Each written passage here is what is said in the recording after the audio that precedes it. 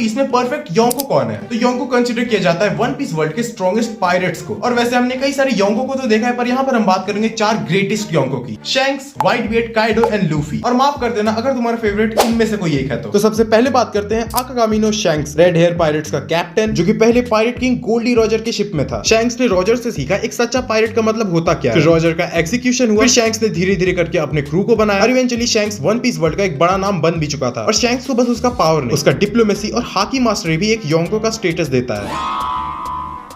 अब बात करते हैं शैंक्स के कुछ प्लस पॉइंट्स की, जो कि उसे एक परफेक्ट योंको बनाता है। सबसे पहला है सुप्रीम लेवल हाकी मास्टरी। अब कोई भी बस अपने विचारों से योंको नहीं बन सकता। योंको बनने के लिए सबसे इंपॉर्टेंट तो पावर ही है, जो कि शैंक्स के अंदर कूट कूट कर भरा है। ये किसी डेविल फ्रूट का यूज नहीं करता। शैंक्स टोटली डिपेंडेंट रहता है अपने स्किल्स एंड हाकी पे। शैंक्स का हाकी इस लेवल पर है कि अपनी ताकत और कॉन्कर्स हाकी से दूसरे योंको को भी इंटिमिडेट कर देता है, जिसका बेस्ट एग्जांपल है marine Ford. Marine Ford war को तो शैंक्स ने रोका ही था, पर वहां पर एक और योंको आने वाला था, जो कि था king of the beast Kaido. Shanks ने काइडो को वानों से हिलने तक नहीं दिया। इस बंदे का प्रेजेंस मोर देन इनफ रहता है बड़े बड़े एडमिरल्स को इंटिमिडेट करने में। तो अब नेक्स्ट रीजन है कि शैंक्स एक डिप्लोमेटिक जीनियस है। शैंक्स सिर्फ बेस्ट फाइटर नहीं बल्कि परफेक्ट नेगोशिएटर भी। जब भी न्यू वर्ल्ड में कोई कॉन्फ्लिक्ट होता है, शैंक्स वहां पर डिप्लोमेसी का रास्ता दिखाता है। एग्जांपल के लिए अगर मरीन फूड वॉर में शैंक्स एंड में वहां पर नहीं आता, तो मरीन्स एंड व्हाइटबीयर्ड पायरेट्स का वॉर कंटिन्यू रहता। इन शॉर्ट नेवी पूरे के पूरे व्हाइटबीयर्ड पायरेट्स को खत्म कर देती। शैंक्स ने उस वक्त के फ्लीट एडमिरल सेनगोकू को भी मना लिया, एस एंड व्हाइटबीयर्ड की बॉडी पीसफुली वापस ले जाने थे। शैंक्स अगर एक पायरेट ना हो तो ये बंदा परफेक्ट है किसी नेशन का राजा बनने के लिए। थर्ड पॉइंट है रिस्पेक्ट। शैंक्स की रिस्पेक्ट ना सिर्फ उसके फ्रेंड्स करते हैं बल्कि उसके एनिमीज भी करते हैं। काइडो भले ही शैंक्स का एनिमी था, बट वो शैंक्स के पावर को रिस्पेक्ट करता था। और तो इसकी पर्सनालिटी भी कुछ ऐसी ही है कि इसके दुश्मन भी इसकी इज्जत करें। सेनगोकू इतने सालों से फ्लीट एडमिरल था, बट शैंक्स उन फ्यू पायरेट्स में से एक है जिनकी रिस्पेक्ट सेनगोकू तक करता है। शैंक्स की बॉन्डिंग ना सिर्फ अपने क्रू के साथ बल्कि दूसरे पायरेट्स के साथ भी काफी अच्छी है। फोर्थ रीजन है शैंक्स का स्ट्रॉन्ग मोरल। एक सच्चा पायरेट होता क्या है शैंक्स को वो पता है। शैंक्स ने हमेशा अपने मोरल्स पर चलने का डिसीजन लिया है। इसके लिए पावर से ज्यादा जरूरी है freedom and friendship. Shanks unnecessary war से बचने की हर कोशिश करता है। शैंक्स के लिए वॉर हमेशा ही लास्ट चॉइस रहता है। पर अगर कोई शैंक्स के फ्रेंड या फिर उनसे पंगा ले जिनके बारे में ये केयर करता है, तो तुम चाहे एड़ी चोटी का जोर लगा लो, तुम्हारा डिस्ट्रक्शन कंफर्म। अगर तुम्हें मुझ पर भरोसा नहीं तो किड से पूछ लो।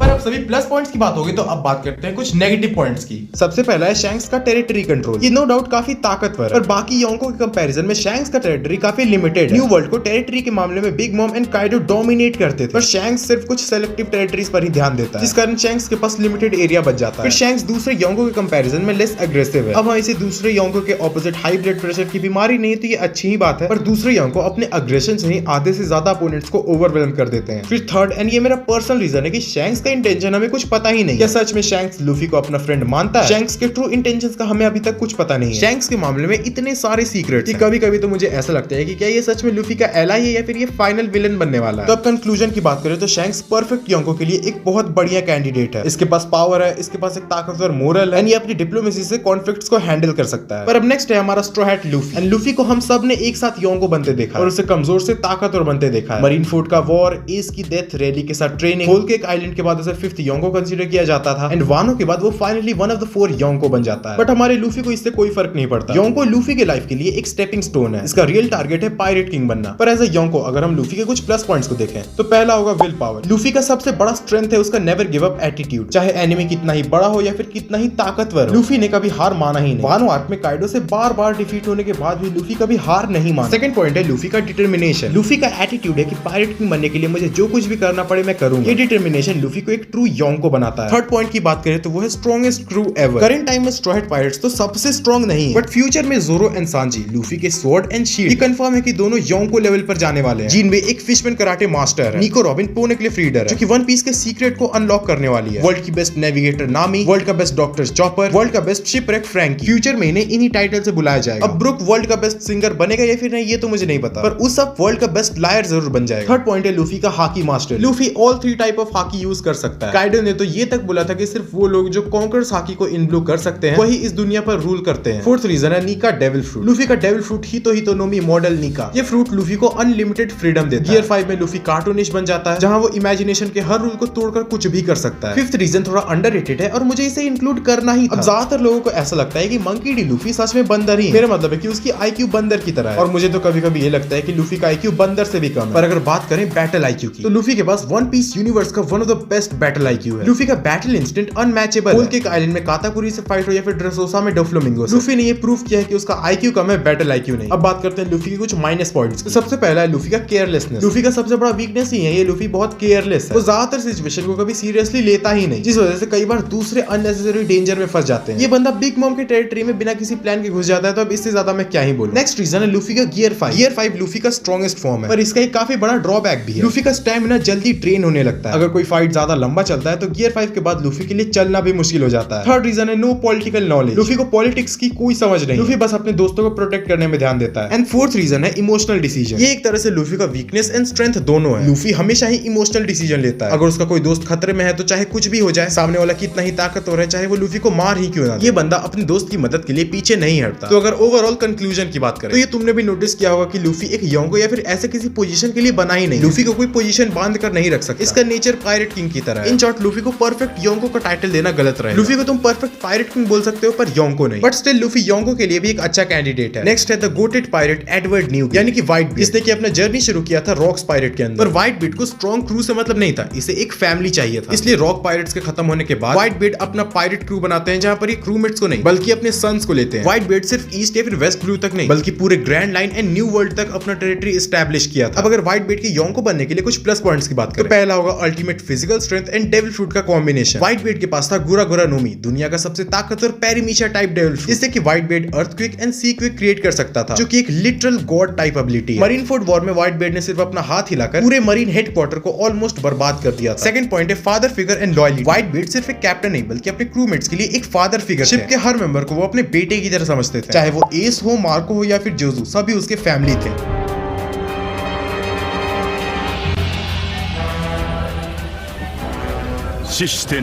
और ऐसा भी नहीं कि फैमिली है सिर्फ नाम का। जब तुम एक अनजान लड़की को अडॉप्ट करते हो, वो तुम्हें मारने की कोशिश करता है, फिर भी तुम उसे अपना बेटा मानते हो। व्हाइट बीट वो बंदा था जो कि फैमिली होता क्या है हम सबको वो बता कर गया। जब एक बूढ़ा आदमी जिसे लास्ट स्टेज कैंसर हो, अपने बेटे को बचाने के लिए पूरी दुनिया से भिड़ जाए।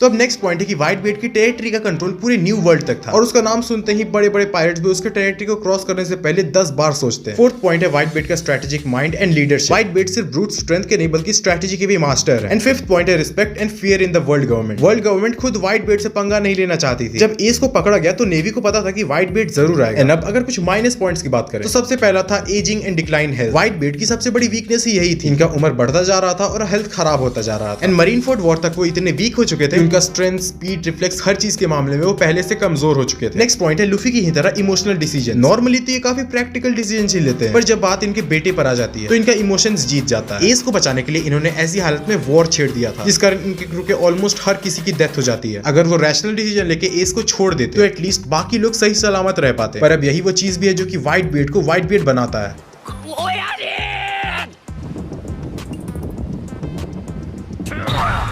इनका एक और माइनस पॉइंट मैं रखूंगा, ये अपने बच्चों पर ब्लाइंड ट्रस्ट करते हैं, जैसे कि इन्होंने ब्लैक बियर्ड पर भरोसा किया था। और ब्लैक बियर्ड पर भरोसा करना उनके लाइफ का सबसे गलत डिसीजन साबित हुआ था। एक और पॉइंट है जो कि मैं सोच रहा था ऐड करूं या फिर ना, पर मैं कर ही देता हूं। और अपना ओपिनियन इस पॉइंट के बारे में जरूर बताना, जो कि है व्हाइट बियर्ड ने नेक्स्ट जनरेशन के लीडर को प्रॉपर्ली ग्रूम नहीं किया। एस या फिर मार्को उसके राइटफुल सक्सेसर बन सकते थे, और अभी भी मार्को उनका सक्सेसर है। पर अगर वो अपने सन्स को ट्रेनिंग देने का सोचते हैं तो मार्को के पास तो एक mythical zone devil fruit and S के पास तो लुगिया टाइप डेविल फ्रूट और ये गोल्डी रॉजर का बेटा था। और अगर इनका प्रॉपर ट्रेनिंग हो, जैसे ड्रैगन ने साबो को दिया था एंड रेली ने लूफी, तो ये लोग व्हाइट बीट को भी सरपास करने का पोटेंशियल रखते थे। पर अगर ओवरऑल देखें तो व्हाइट बीट बेस्ट है बिल्कुल परफेक्ट योंको बनने के लिए। अब नेक्स्ट है king of the beast, strongest creature Kaido. Kaido के पास एक मिथिकल जोन डेविल फ्रूट था। काइडो की hockey mastery out of the world थी। काइडो एक ऐसा इंसान था जो कि बार बार मौत को छू के टक से वापस आ चुका था। काइडो अपनी जिंदगी में 7 बार कैप्चर हुआ, उसने 40 बार खुद को मारने की कोशिश की, लेकिन दुनिया का सबसे स्ट्रॉन्ग क्रीचर खुद को ही नहीं मार पाया। तो अब काइडो के परफेक्ट योंको बनने के लिए कुछ प्लस पॉइंट्स की बात करें तो सबसे पहला तो pure strength and durability. Kaido को वर्ल्ड स्ट्रॉन्गेस्ट क्रीचर का टाइटल मिला है एक रीजन, इसके base form and dragon form में durability and power next level पर होता है। एंड इसका स्ट्रेंथ तो अनमैचेबल होता है। नेक्स्ट पॉइंट है काइडो का एक्सपीरियंस एंड बैटल आईक्यू, बल्कि अपने स्ट्रेटेजी से भी लड़ता है। नेक्स्ट पॉइंट है काइडो का लीडरशिप। काइडो बिलीव करता है डोमिनेंस पर। काइडो का पायरेट क्रू सच में काफी ताकतवर था और ऊपर से इसने अपने सभी मेंबर्स को स्माइल फ्रूट खिलाया था, जो कि आर्टिफिशियली इसे खाने वाले को जोन फ्रूट की पावर देता है। और तो और इसने अपने क्रू में टोबी रोपो जैसे इलीट मेंबर्स को भी रखा है। फिर नेक्स्ट पॉइंट है काइडो का फियर एंड रेपुटेशन। योंगो का नाम सुनते ही लोगों को लगता है एक पावरफुल एंड रूथलेस बंदा, जिसे कि काइडो परफेक्टली डिफाइन भी करता है। पर अगर इसके माइनस पॉइंट्स की बात करें तो ये इतना ओवर कॉन्फिडेंट था कि ये खुद को जॉय बॉय मान लेता है। जोरो कहता है कि उसका अटैक कभी भी उसे कट नहीं करेगा। और पहली बार तो ये बंदा लूफी से लड़ता है नशे की हालत में। मतलब इतना ज्यादा ओवर कॉन्फिडेंट भी होना ठीक नहीं रहता है। नेक्स्ट रीजन है काइडो का ड्रिंकिंग हैबिट। अब हाँ, पीना अच्छी बात है, जोरो भी पीते रहता है, पर एटलीस्ट जोरो किसी फाइट में नशे की हालत में नहीं रहता। एनीवेज, अब अगर बात करें कि परफेक्ट योंको कौन है, तो ये मेरा ओपिनियन होने वाला है। तुम्हारा ओपिनियन अलग हो सकता है, कोई बात नहीं। तो नंबर 4 पर रहेगा काइडो। एंड ऐसा नहीं है कि काइडो कोई बेकार योंको, बट अब तुम ही देखो लिस्ट के दूसरे मेंबर्स। फिर थर्ड पर रहेगा लूफी। एंड जैसा कि मैंने पहले भी कहा, लूफी एज अ पायरेट की ज्यादा अच्छा है, ना कि एज अ योंको। मैं पहले लूफी को ही फोर्थ पर रखने वाला था, पर यहाँ पर मैंने थोड़ा फेवरेटिज्म कर दिया और लूफी को थर्ड पर रख दिया। सेकंड और वन थोड़ा डिबेटेबल होगा। सेकंड पर रहेगा शैंक्स एंड फर्स्ट पर प्राइम व्हाइट बीयर्ड। अगर यहाँ पर ओल्ड व्हाइट बीयर्ड की बात रही तो वो सेकंड पर रहेगा एंड शैंक्स टॉप, क्योंकि तुम भी देखो व्हाइट बीयर्ड का सबसे बड़ा वीकनेस ही था उसका बुढ़ापे और उसके फैमिली इश्यूज के अलावा उसके अंदर कोई वीकनेस था ही नहीं। एनीवेज, ये मेरा ओपिनियन है, तुम भी अपना ओपिनियन बताना। वीडियो को लाइक और चैनल को सब्सक्राइब तो कर ही देना।